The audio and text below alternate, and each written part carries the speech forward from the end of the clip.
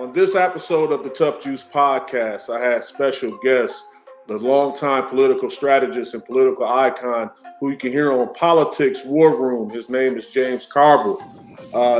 He talked about many things, about why he's excited about young people getting on the front line and being engaged and driving the needle on change. We also talk about the debate. What did you feel about Ice Cube getting involved with his platinum plan for Black America? All these things. You do not want to miss this episode. Subscribe to the Tuff Juice podcast on the Apple Podcast, Spotify, my YouTube page, and wherever you get your podcasts.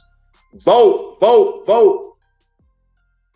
So, James, first and foremost, it's a pleasure and honor to have you on the show. I have so many questions and so many places I want to go with you while we're conversating, but, just coming off the debate last night, you see Vice President Biden, you see President Trump. What are your initial thoughts and your biggest takeaways from the debate? Well, I guess my biggest takeaway is, and you used to have people saying, "Oh, Biden shouldn't debate. He's not a good debater. He's gonna freeze. He's gonna have cognition. Trump is gonna lie." And I said, "No, Biden, let Biden debate. He'll be fine." And I think what we saw last night was a really, I thought, a strong performance by Biden.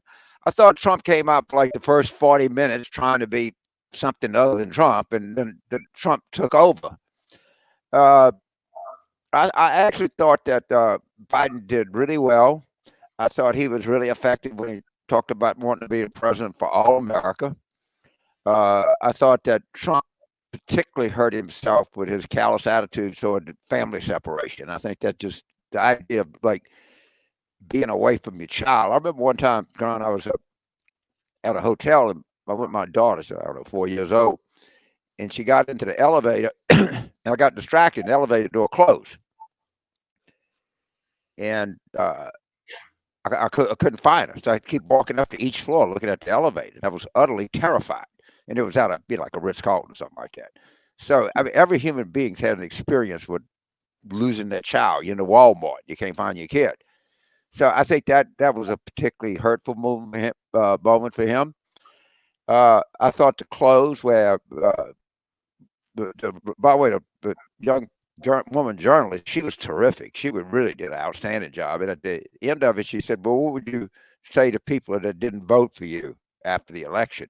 And of course, Trump talked about himself, and Biden talked about America. So I was quite pleased. I really was. What did you think? I'm kind of interested in what you thought. You know what? I felt like it was this, the consistent sound bites and, promises clearly from Biden's side that, some of the things that he want to do and all the things that Trump did, possibly wrong that he would do differently. I think that he elaborated on that extremely well. But from Trump's side, I felt like it's the same thing. It's like, well, you can't blame me. You got to blame the previous administration. But you still had, 4 years to kind of correct or move the needle on some of the real change, that he's been, echoing for quite some time. When you talk about Obamacare, and he's saying that it's a huge problem with it, and his healthcare plan is coming 2 weeks. That's been happening since 2016. So that was one of the things that was extremely glaring to me. But how many voters or how much of an impact is these debates going down into pretty much the fourth quarter in the last 12, 13 days? Like, do they really persuade voters to, say yes or go with the other? Right. So that's a good question. And I think the science is kind of dicey on that. I do know, I know a lot of people that do focus groups. And prior to the debate time, you had a lot of people that were going to vote for Biden, but were worried that he's too old, worried that he didn't have the stamina. I said, look, they didn't want to vote for Trump, but they were apprehensive about voting for Biden. I think what these debates accomplished was you saw a very cognitive, a very sharp human being up there. So if it changed minds, I suspect it might have changed the view. But what it did is it gave people reassurance, and it shored up his support. People go, yeah, okay, he can do this. That's fine. because when you're running, when an incumbent is running, Caron, the first thing the voter says, do I want this guy back or not, or this person back? Yeah, clearly in Trump's instance, the answer was we don't. So then when that process goes through, you say, okay, what about who's running against him? So once the person running against him reassures them that they can do the job, then that solidifies the support. If you're running against an incumbent and people kind of want that person back, then you gotta take him down. They didn't have to take Trump down that much because people didn't want him back from the start. That's something we have to remember. And we also have to remember that it wasn't the COVID that did Trump in. He was going to lose in January. Right? He was done from the night he was elected.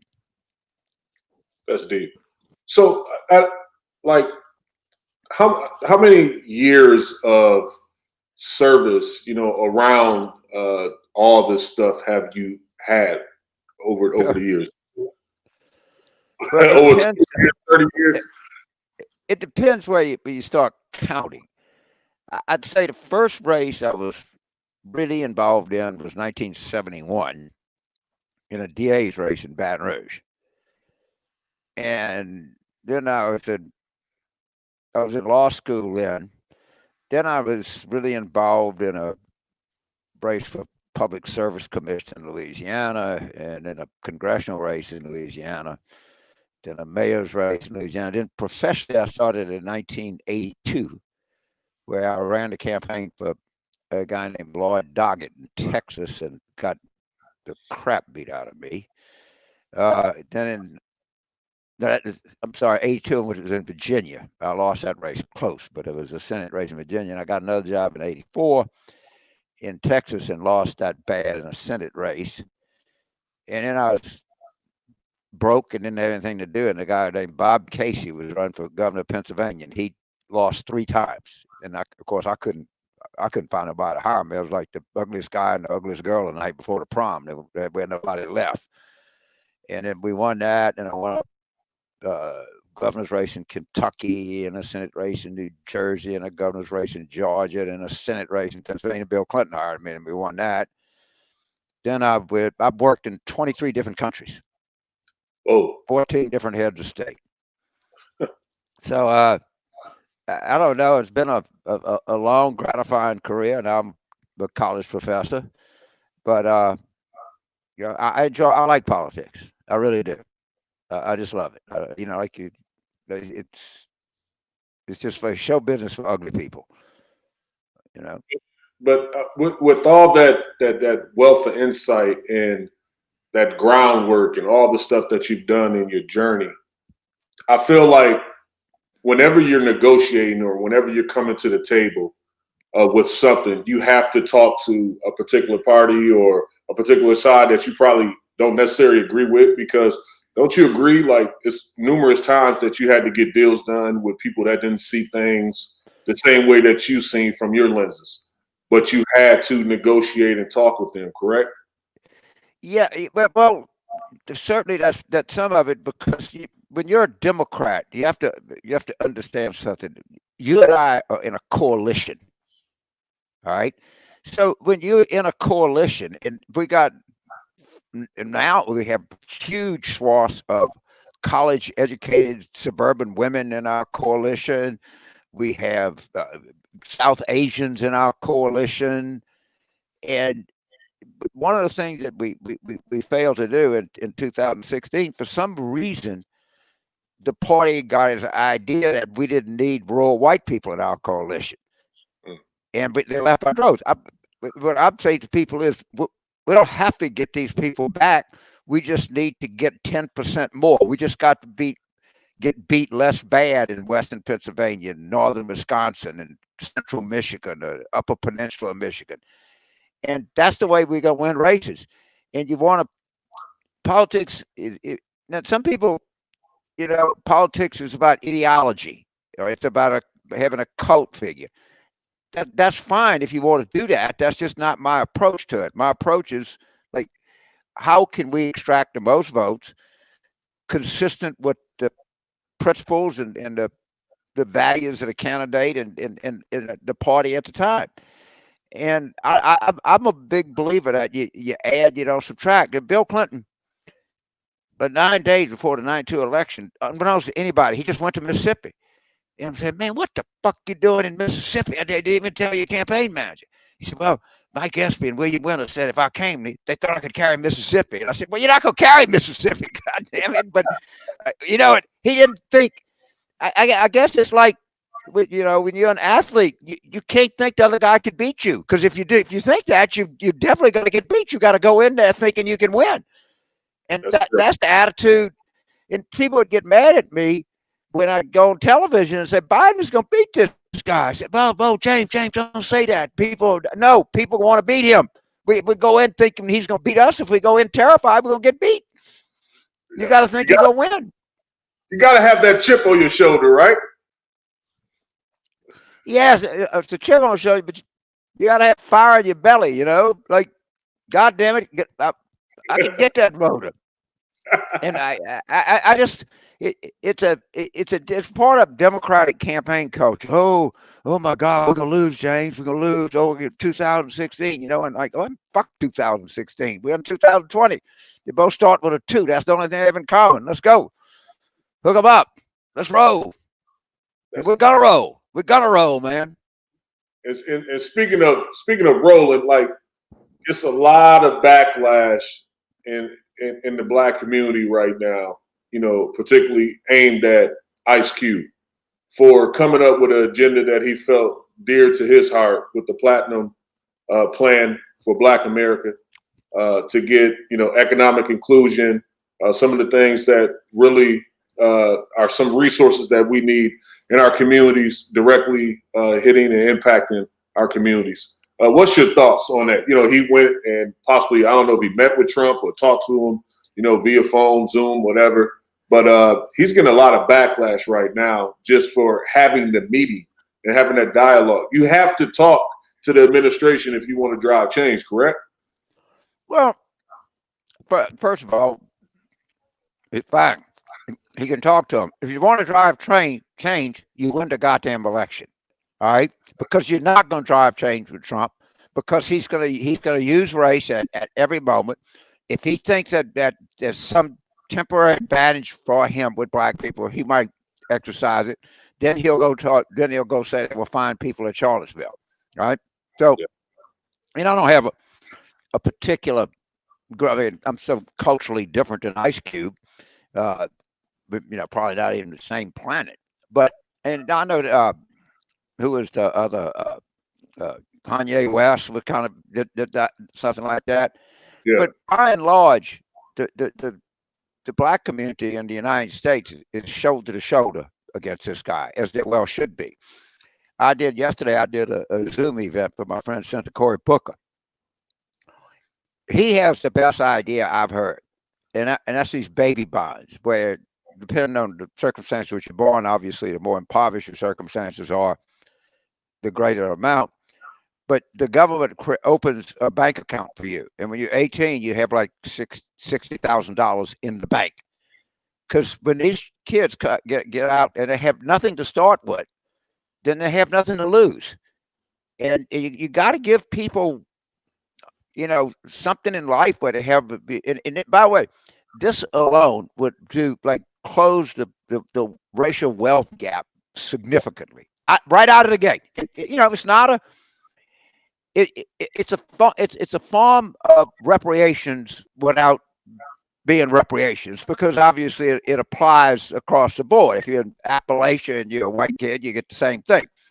But I think it's the best idea I've heard in a long, long, long time. I've really, really. And there are other things we can do. If you look at Elizabeth Warren's daycare provision, we have federal mandated daycare. I think that would do for particularly Black women who, and for children, it'd be like first-class daycare. It'd be nutrition. It'd be education. It'd be vaccinations. All right. And then that mother could go to work and not have to worry about taking care of that child. When Trump says, let's give a payroll tax deduction to everybody. Well, if you're a mother and you got 2 kids at home that you're taking care of in a pandemic, you can't work. Yeah. You can't work. That's real. There's an exciting new podcast out from Gimlet, Resistance, inspired by the summer's protests. These are new stories from the front lines of the movement from Black Lives, told by a generation fighting for change. Hosted by Saheed Tajan Thomas Jr. Resistance is out on Spotify. Take a sneak peek and listen here. 1, 2, 3, boom! On May 29th at 10 a.m., I got a text message about a protest from a friend. Grabbed my bag, had my goggles. I knew what to do. I put on some pants because I was wearing my pajamas. Covered my entire face, combat boots. Took our bikes, got on the train, and we just hit the streets. I was like, let's go, let's go, let's go. When people all around the world first started going outside and protesting this summer, I'm kind of ashamed to say I was on my couch playing video games. I convinced myself that I was staying home because I didn't want to catch coronavirus, but honestly, I was afraid of being let down again. We've been here before. I know I have. I've marched, I've yelled, and yet we keep ending up right back here again. So how come when protests started this summer, people kept saying over and over again, this time is different? What were they talking about? What were they seeing? So I went out.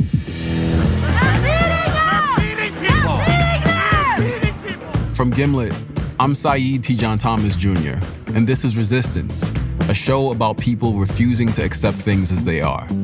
People putting their lives on the line. I got sped on, kicked, called the N-word. They started pulling out their batons. They started charging at people. And the next thing I realized, I had 5 police officers beating me up. People becoming leaders. Everybody! They are trying to strike fear in our hearts! And people becoming targets. These motherfuckers knock on my door at 7 a.m.? Eric, you're the one making this difficult. We're just trying to get you to come outside. My first instinct was to run. And some people, like me, who've been feeling hopeless for a long time now, are suddenly finding reasons to smile again. Let me see that black joy, baby. And low-key, they're turning the movement into the move. It's like the Summer Jam or Coachella of protests. I'm just saying, it's a vibe. I followed this movement for months now, and honestly, I still have more questions than answers. How can we make sure this time really is different? What can we learn from the people who've been here before? And how do you keep on resisting when everyone else stops showing up? Look at everybody going back to normal, man. What the fuck for? This ain't normal. Resistance premieres October 14th. Listen for free on Spotify or wherever you get your podcasts. It's Black Lives, baby.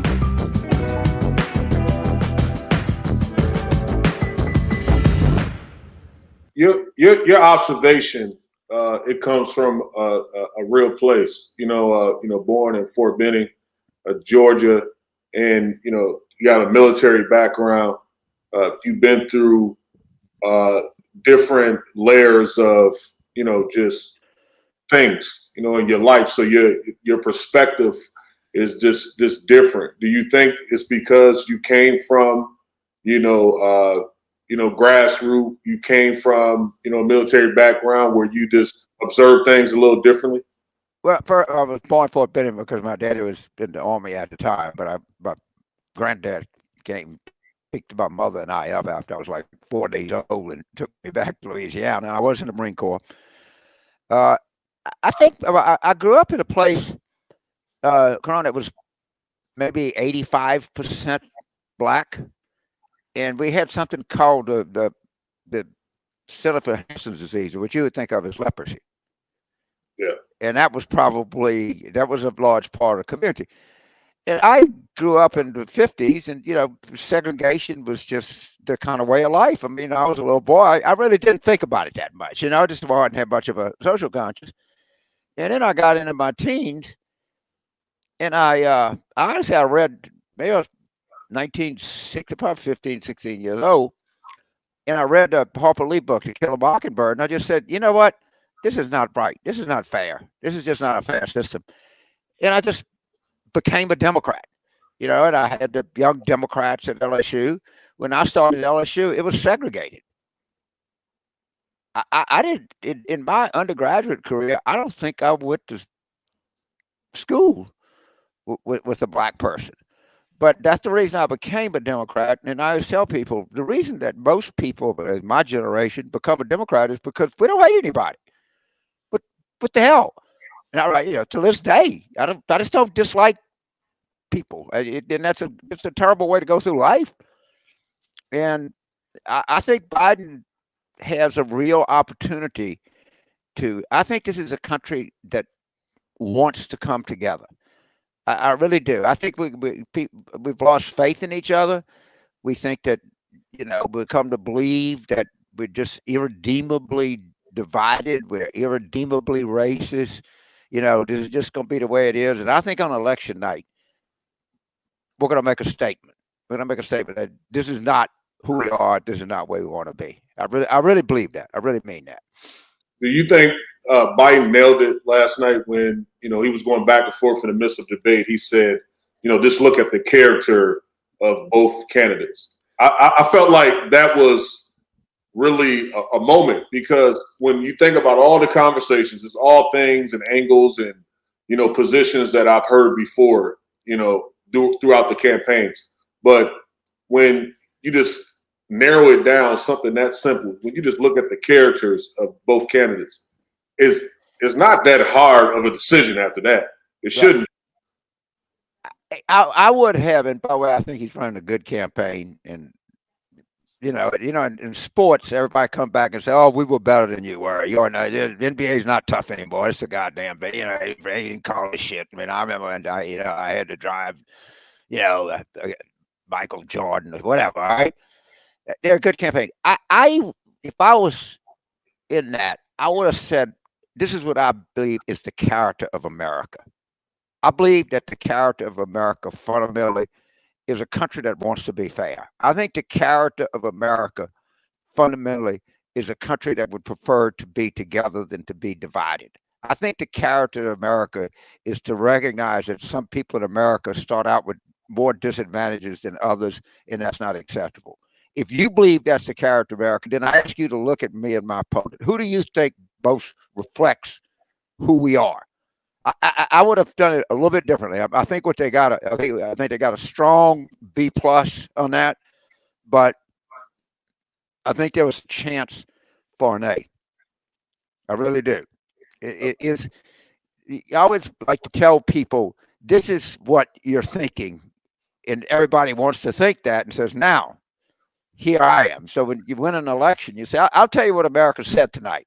Well, it's the truth of the matter. It's different people might vote for you different reasons, but if you give a defining, optimistic, upbeat evaluation of what happened, I think you're going to do much better. Now, I haven't been around long enough, but I've never seen a presidential election happening where we're in the midst of a climate quite like we are now. Over 50 states, multiple countries, just, protesting, in an uproar. Like you said, as collectives, we want to come together, but we also need that leadership, not divide, the division. So have you ever seen anything like any somewhat like comparable to what we're witnessing right now and experiencing? No, and I don't think anybody else has. Wow. I don't think, I honestly think can say, well, maybe before the Civil War, I guess. But you'd have to go back that far to see anything like this. The horror of these 4 years is just amazing. I do. Tony Kornhauser has a podcast, I guess, and I'm the tout. I pick against the point spread. And about 3 weeks ago, I said, Tony, I just can't do it till after the election. I don't have the concentration. I said, I'll really try. I'll call a couple of sports writers. I'll look at a couple of tout sites. I'll see who was on the road last week. And hey, I don't know how good I was, probably just as good as somebody else. But I said, I'm just not the kind of guy going to get up and pull 3 teams out of my ass and give them to you. So we'll come back after the election.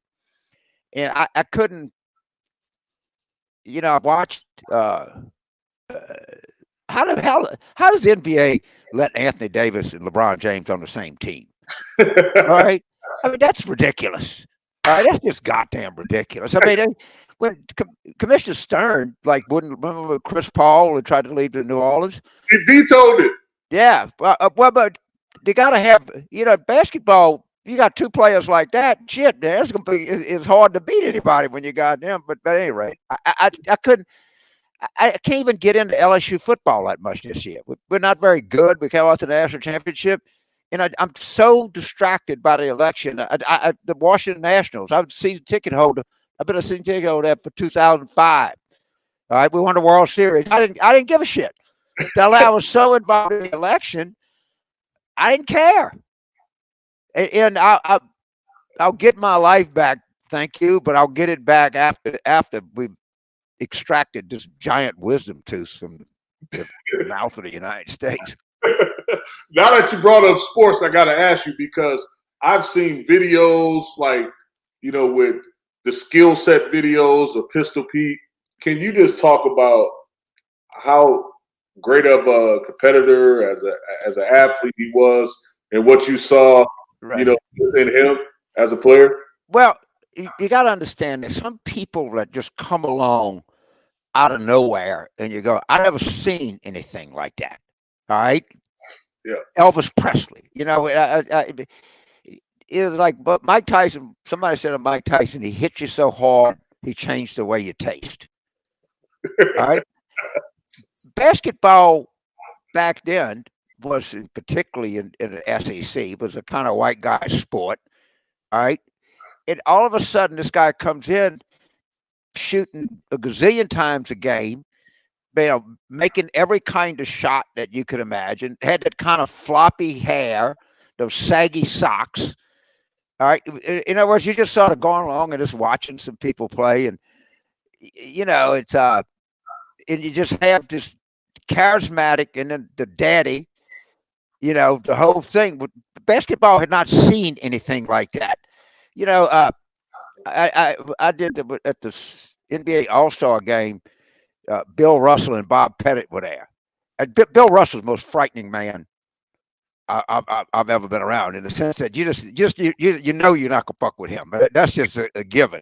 He just got that certain presence about himself, don't he? Supposedly, one time, if you ask Charles, but Charles was complaining about the taxes he was paying. Bill Russell called him and said, "Look, you son of a bitch, all these taxes you're paying are helping all the people you grew up with. And I want you to shut up about that." And Charles said, "Yes, sir, Mr. Russell," and never mentioned it again for the rest of his life. I think that's a true story. It sounds like it. Yeah. And but I just watching those two guys, and the intensity of, I played high school basketball, in Louisiana in the 70s. Used to say 3 at home, 4 on the road, 5 when you're behind. But you got it now.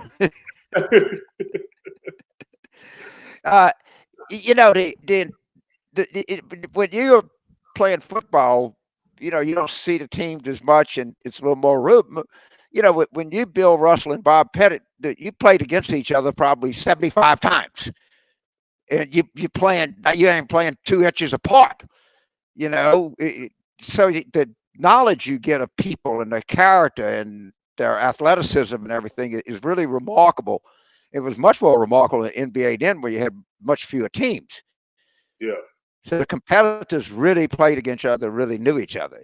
And that was just a conversation I wasn't going to get close to. But I said, I've been around him 2 or 3 times, and you gotta watch yourself, because your first instinct is to say Mr. Russell. He's quite a guy. Yeah, he is. He's special. And I think that when we talk about the all-time GOATs, the greatest of all time, clearly we always bring up Michael Jordan. Kareem get left out far too often. I agree with you 100%. I don't know why people don't talk about just the numbers. When you talk about high school, college, NBA, the dominance, basketball, the body of work, I think that him and LeBron probably have the best body of work from a basketball standpoint. Yeah, he went to Power was the name of the high school he went to. I think it was like a Catholic school in New York City. I saw him play in college at UCLA because I was in the Marine Corps at that time. Oh, wow. And, that And that guy, when he played in Milwaukee. All right, if he would have played in Chicago, you would have known a lot more about him. Or if he would have played in Los Angeles, if he would have played in New York, but he's a very I just wrote a book. I just kind of read a book that he wrote. I mean, he's a very literate, thoughtful guy, and he's he's not a hell of a fella kind of guy. He didn't go around like slapping backs and that kind of stuff. He's kind of reserved. But you're right. As a basketball player, the body of work in college was just off the charts. But people forget how good he was at the NBA. I mean, he was good. He was really better than good. So let me ask you this. Now we're speaking of the association, the NBA, and you, like you said, you're a huge fan. You used to come to the Wizard games. And I got tickets. What do you think about Stan Van Gundy? I love it. He's a former coach of mine and a colleague at work at TNT. So we hate to be losing him.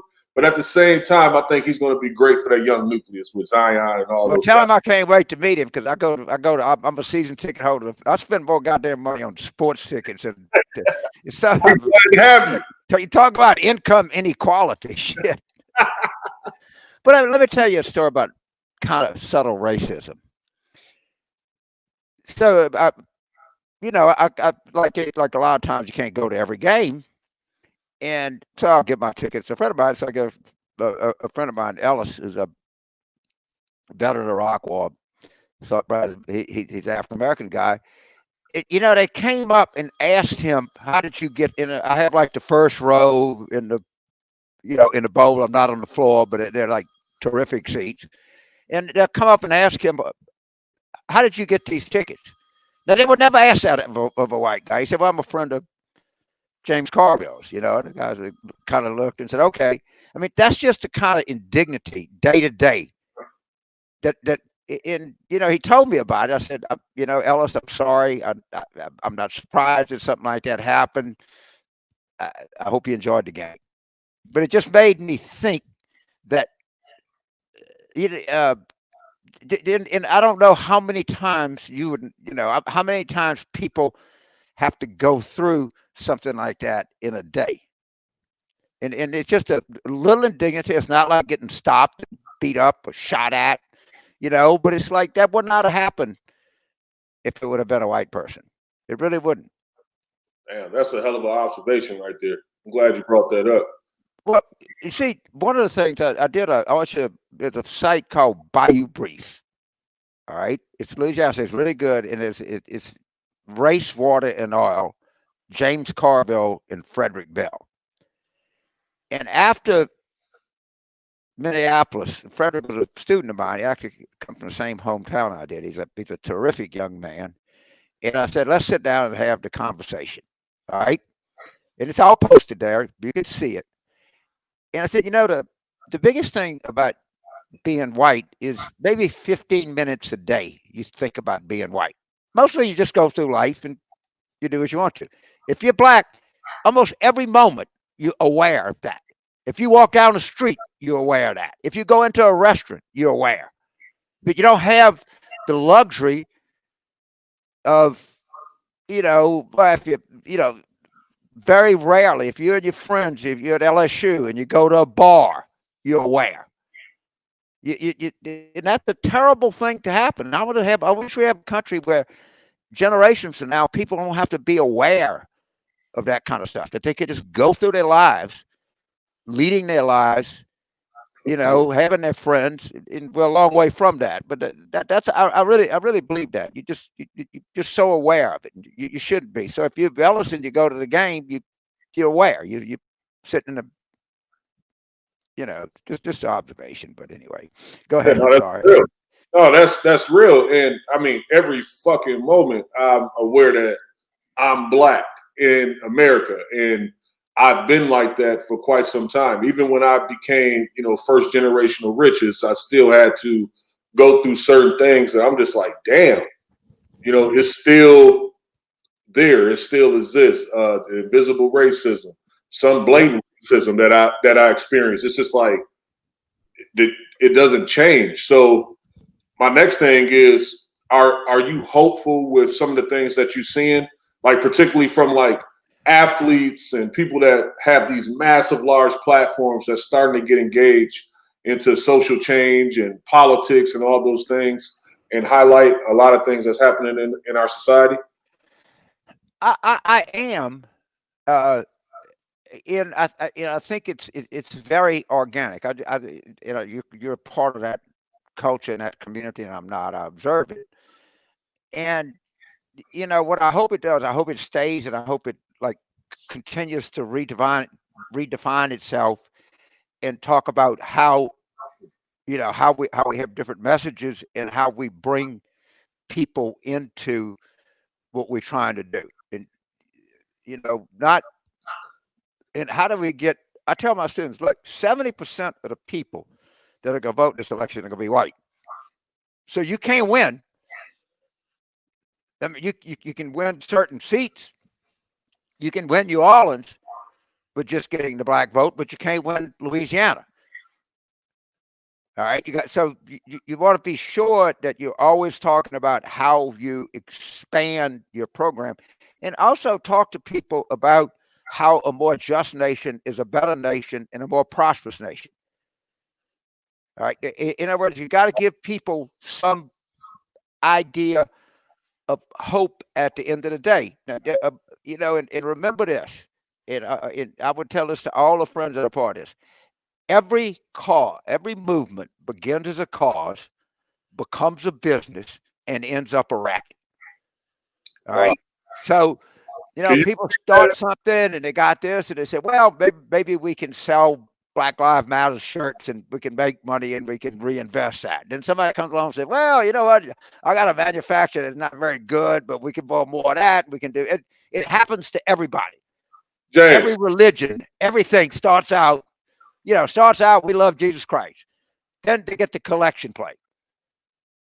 Then you end up with the Vatican Bank or something like that. They're just over there skimming all the money they can get. Hey, repeat that phrase again. Every movement begins as a cause, becomes a business, and morphs into a racket. Wow. And Eric Hoffer, who is this longshoreman philosopher or something, he said that. And it doesn't matter how noble a cause is. You have to say, look, we don't want to become a racket. All right. And what you also want is to. So John Lewis taught me this. Remember Trent Lott said Storm Thurmond, if he'd have been there, we'd have done the country would have been better. And then he kind of apologized. John Lewis says the duty to forgive is paramount. The duty to forgive for racism is more paramount.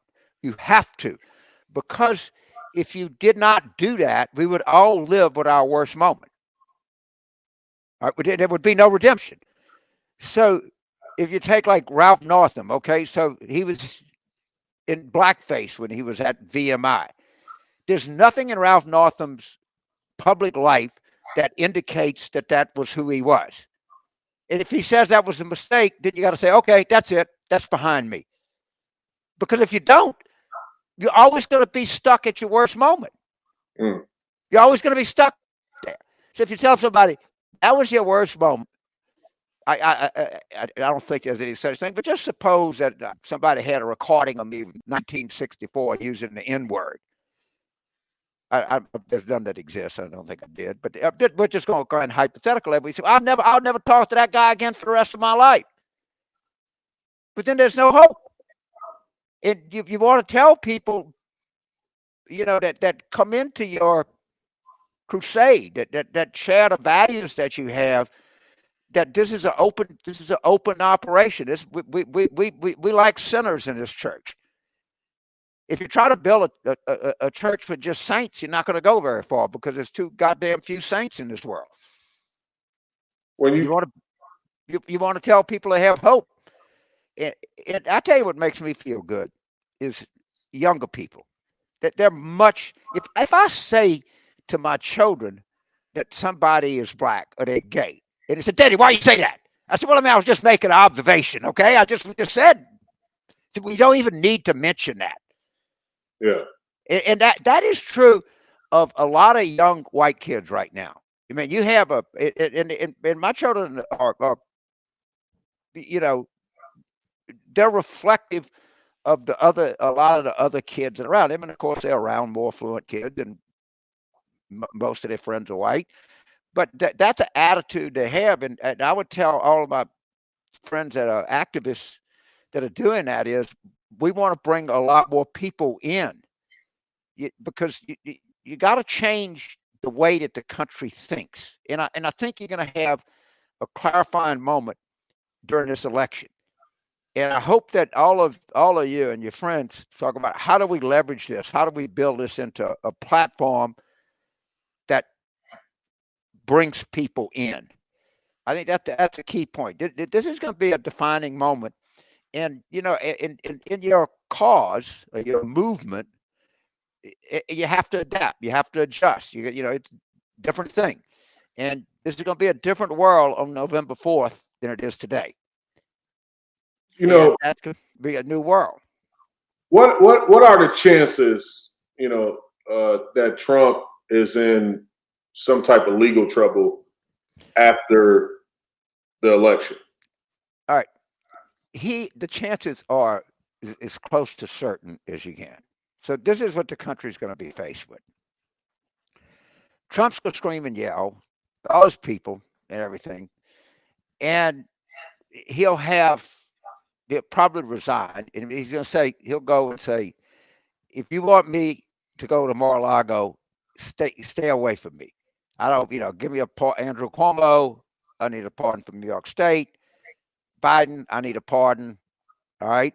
And if you don't, there's going to be blood in the streets. I'm telling you, there's going to be the Proud Boys. There's going to be everything.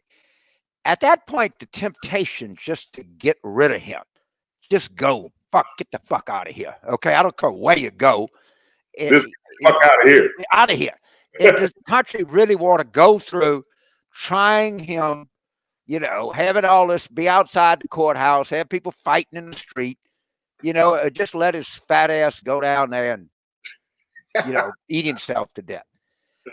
I am of the view that the biggest mistake that President Obama made was not going after these bankers.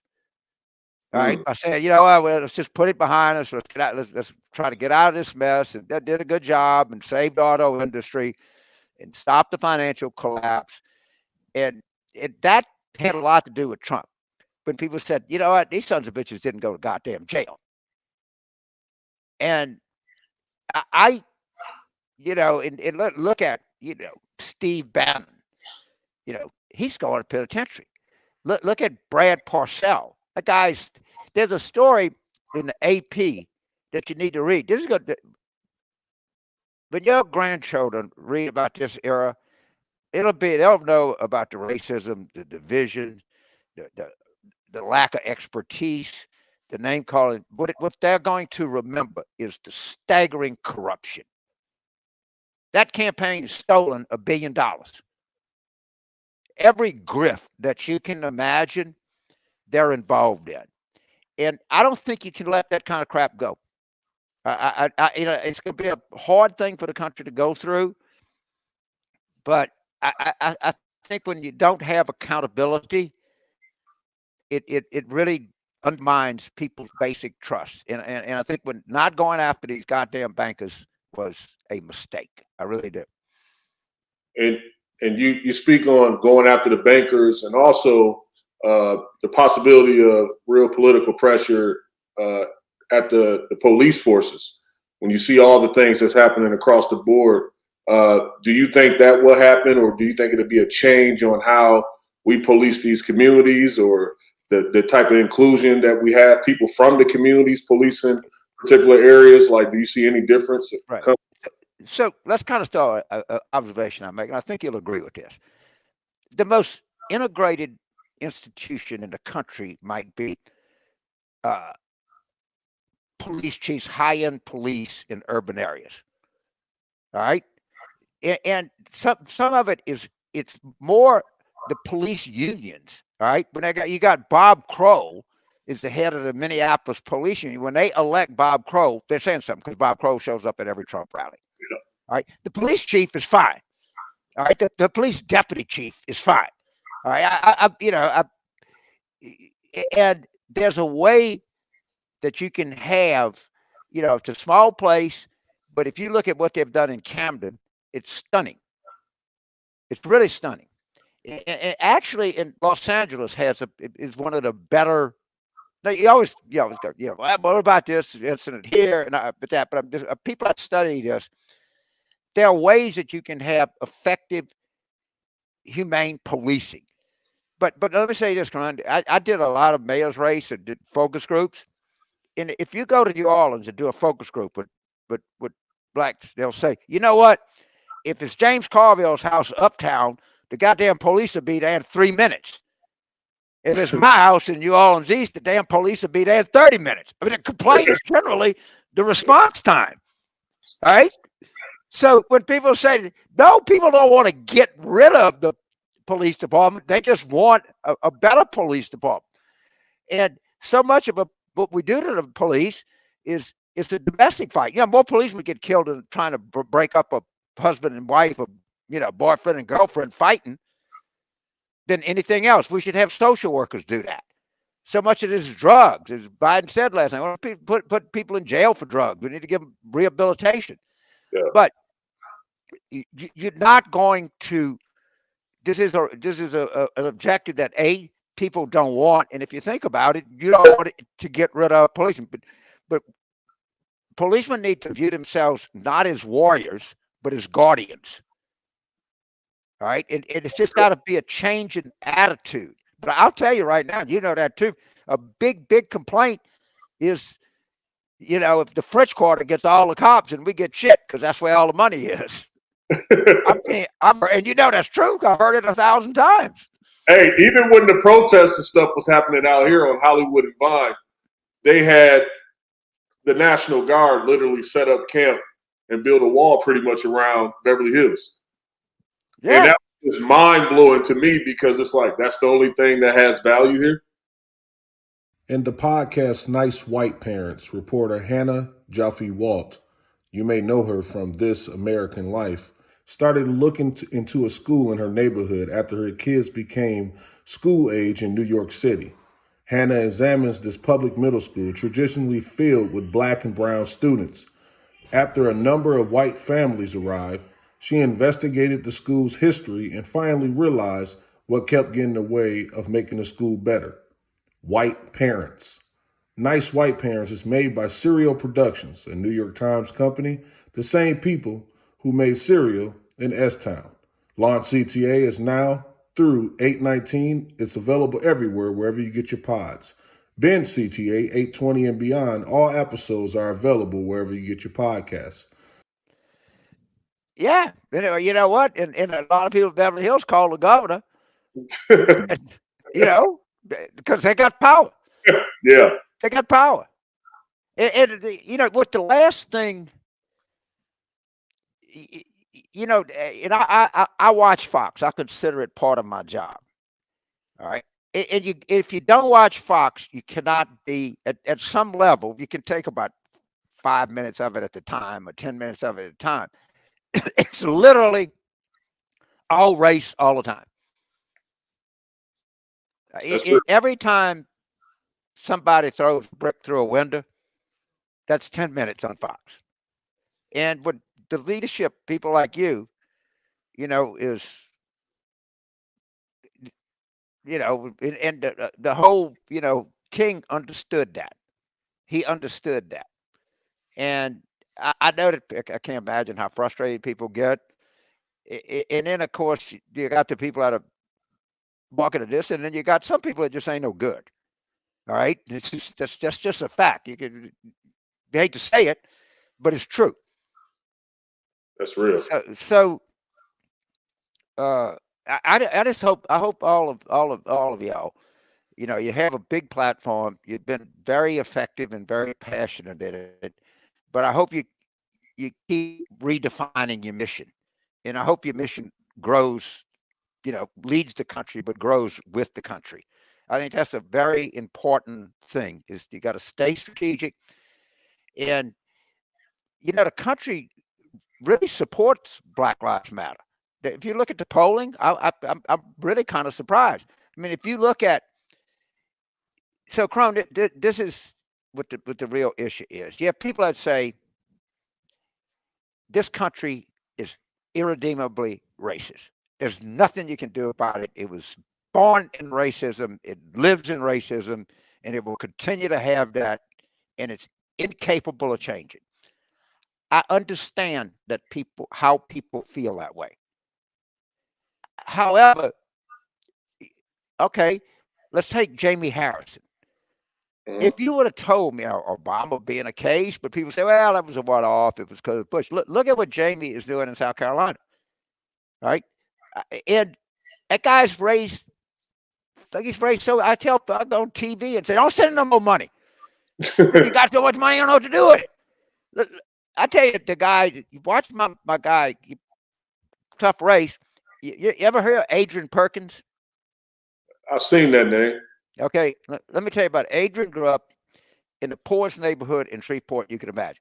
He was the first Black brigade commander at West Point. He served 3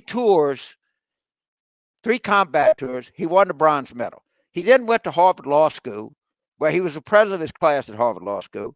He came back at 36, ran for mayor of Shreveport, and beat an incumbent 2-1. All right? We got to build up the careers of the Adrian Perkins of the world.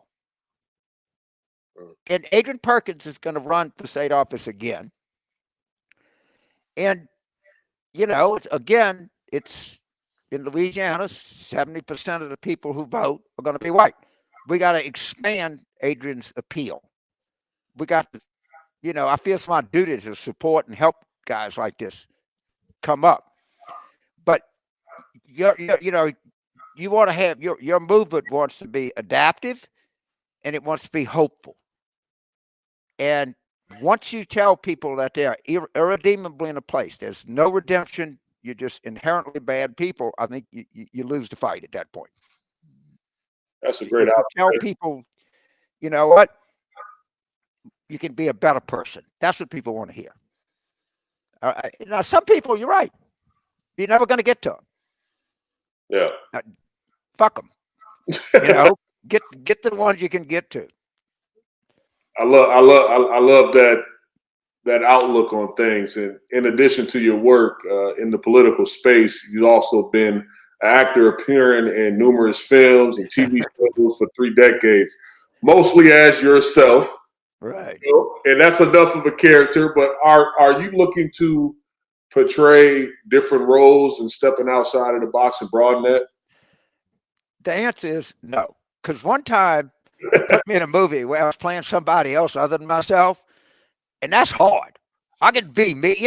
People, this is like being an athlete. People think they can do that. So, I think it was Larry King. Something in who was the guy who was the mayor of Sacramento? He's an NBA player. He's a very good guy. Kevin Johnson. Huh? Kevin Johnson. Yeah, Kevin Johnson. And he asked somebody, "You think you could play?" And I said, "No, he can't. He's a professional athlete. You can't play against these guys. Are you nuts?" I mean, people think out there, because everybody is like drained a 3-pointer and through a wire net. All right. So you sit there and say, one time I was up at spring training, Atlanta Braves. This is way back in the early 90s. When Zell Mills was governor of Georgia.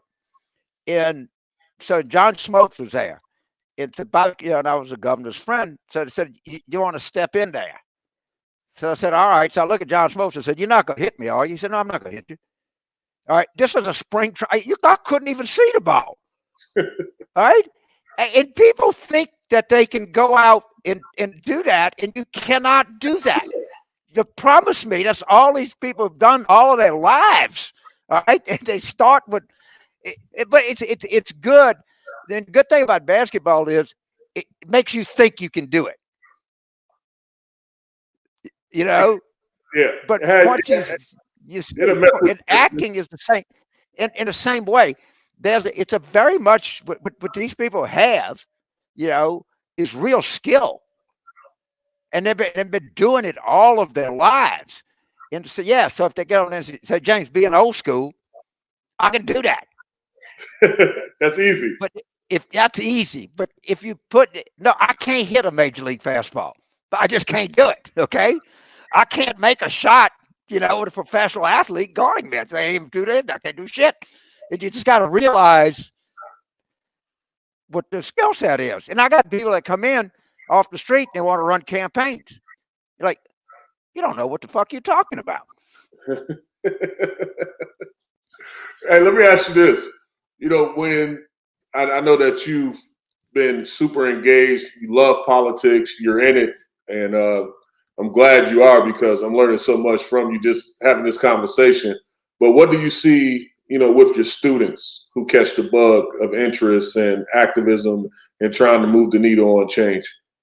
And what are some of your messages to them? That's a good question. But I started teaching in like 2003 at Northern Virginia Community College.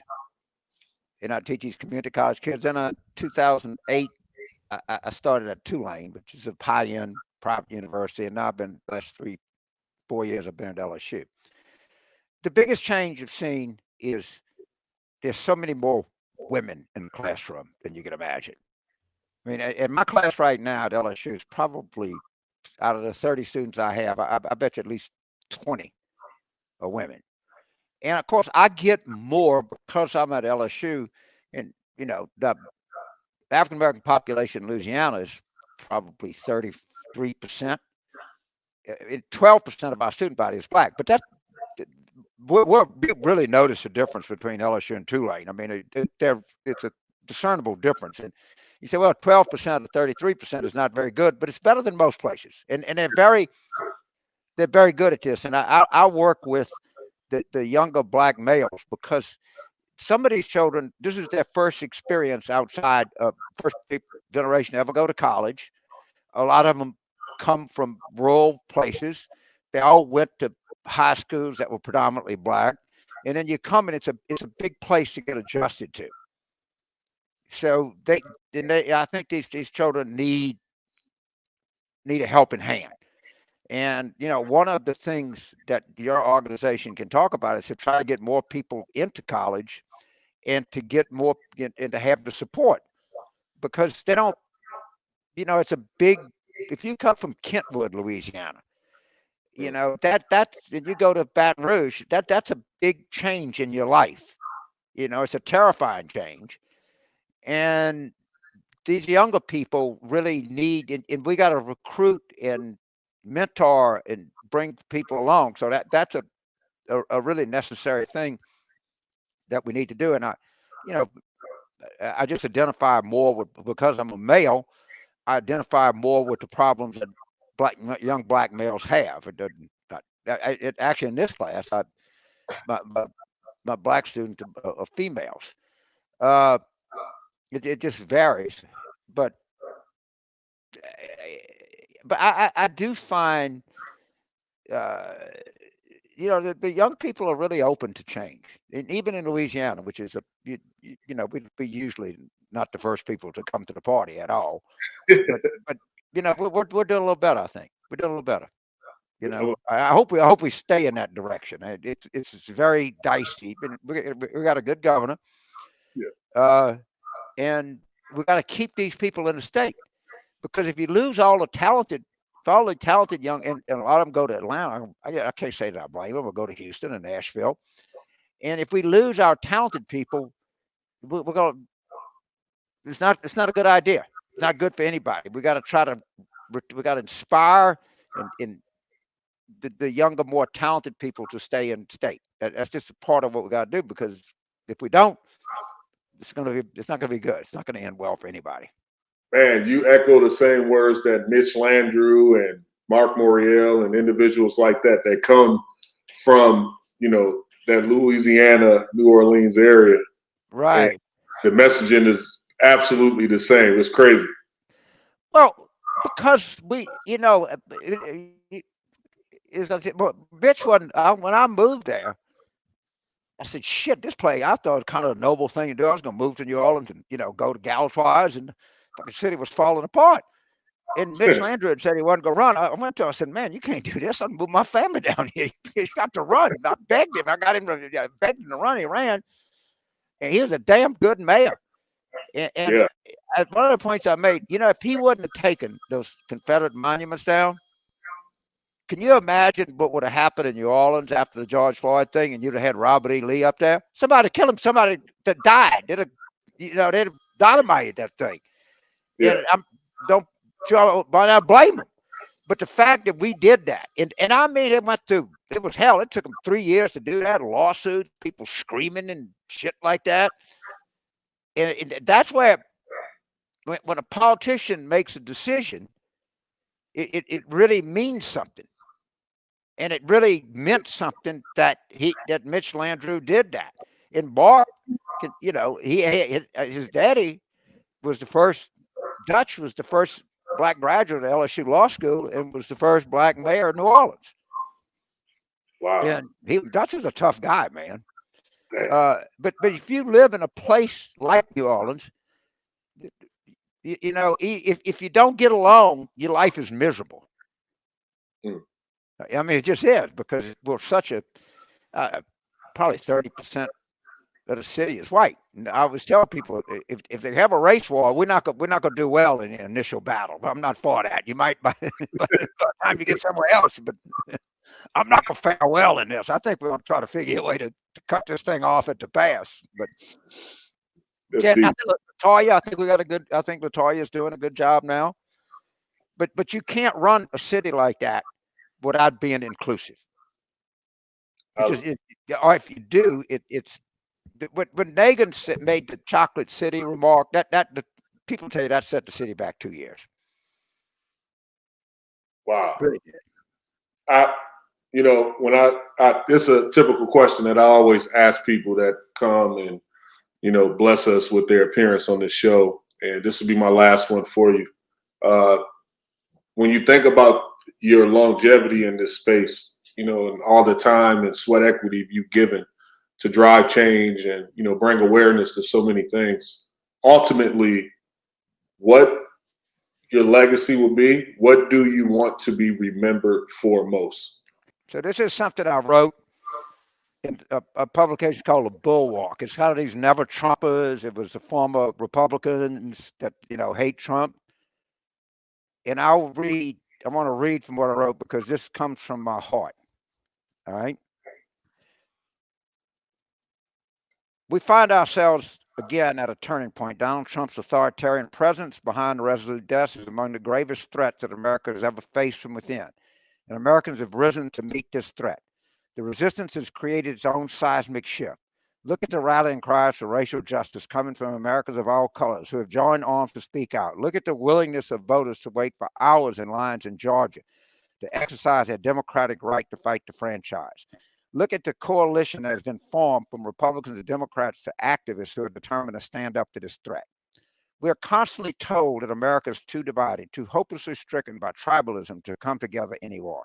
Well, I'm here to proclaim that this received wisdom is just plain wrong. If you were to run a cable through the heart of America right now, you would see an image of an exceedingly diverse coalition of people who challenged that assumption to its core. You would see a suburban woman from a once Republican stronghold in Maricopa County, Arizona, stand alongside a retired grandfather in Florida, a college student in the Bronx, a Latina mom in Raleigh, a black computer programmer in Houston, and yes, standing alongside even former Trump voter in Wisconsin who's now changed his mind. This coalition is exactly why an incumbent president is on the precipice of a catastrophic defeat. But this is more than a campaign. This is a crusade for America. Long after Trump is gone, this unity forged in his opposition should be remembered. My participation in site, which is operated by many of my former Republican rivals, is evidence of this unity in and of itself. This article posted right here is evidence that this is a moment that carries extraordinary consequence, much more profound than any victory or defeat for a candidate. Like a majority of the people who read this site, I am white, and I'm white and affluent. And you know what else? I love my country. Collectively, what I know to be true among many like us is that we understand we have existed on an advantage and privileged perch in our slice of America. If you're like me and you've been haunted by the fact that because of this privilege, many of us have never, in the late John Lewis's words, made enough good trouble or fought hard enough in a good fight. Now, maybe that's because, quite frankly, many of us have never really had our backs against the wall. What this moment has done for us, all of those who sat on the sidelines of history, it was never presented with something that gave us as much gravitas. It has given us one fleeting moment, the moment we're living in right now, a sense of common purpose of which we'll be able to recall forever, that when our country and our republic were on the brink of collapse, when our fellow Americans needed us, we took a blowtorch to our differences, our former conflicts, our old rivalries. We fought together.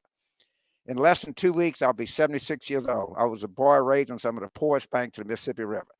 I've now had the overwhelming honor to help elect senators, governors, my dear friend Bill Clinton as President of the United States. I've seen my face flash across the silver screen too many times. I've flown around the world twice and practicing the profession I love. All of this wildly unimaginable to a little boy skipping rocks in Louisiana 70 years ago. But as I sit here wonderstruck and retrograde, I can say certainly that in all my years, joining this crusade to take America back from the brink of destruction is the greatest thing I've ever been part of in my life. That's powerful. That's what I think. That's powerful. When you can get that from the bulwark. That was powerful, bro. You know what, Karan? It's like, you know, when you put your heart into something, and you know, you got to look back on this. And I just think that we're going to have our finest hour. I just hope so, because our country, we've lost faith in each other. You know, I mean, we got to have a restoration of faith here, and we got to trust each other. We got to know that people got our backs, and you know, I just feel that way. I can't sleep at night. I just hate this guy so much. He shouldn't do that, but I can't help myself. I just think he's just, you know, done everything he can to destroy something that I love. And I just want to get this motherfucker out of there as fast as I can. I love it, man. Listen, I just want to say it's been truly an honor sharing this platform with you. I'm blown away by the wealth of insight and knowledge that you dropped on this show, and I'm better from this discussion, and I know our listeners and viewers will be as well. So I appreciate you so much for making time today. Well, thank you. Just remember, keep redefining. Don't let you miss. Don't become a business or a racket. You know, keep it as a cause. And, you know, you got to keep the ball moving. And I think we're going to be living in a different world after November 3rd. And so you have to adapt your messaging and your methods to a changing and evolving world. And hopefully, for the most part, as Martin Luther King said, the arc of history bends toward justice. That's real. All right. 100%. So, big honor to be on your show. I saw you play. I remember you played for Jim Calhoun at UConn. He was a good Democrat, wasn't he? he had a mouth on him. Let me just tell you that. So, I mean, I saw you play in college. I saw you play in the pros, and you know, but better than being a great basketball player, you're a remarkable human being, and I know you're going to continue to be that way. And I really expect, you know, great things out of you for a long time to come. Make you proud, brother. Thank you. All right, man. Take care. Yeah, take care.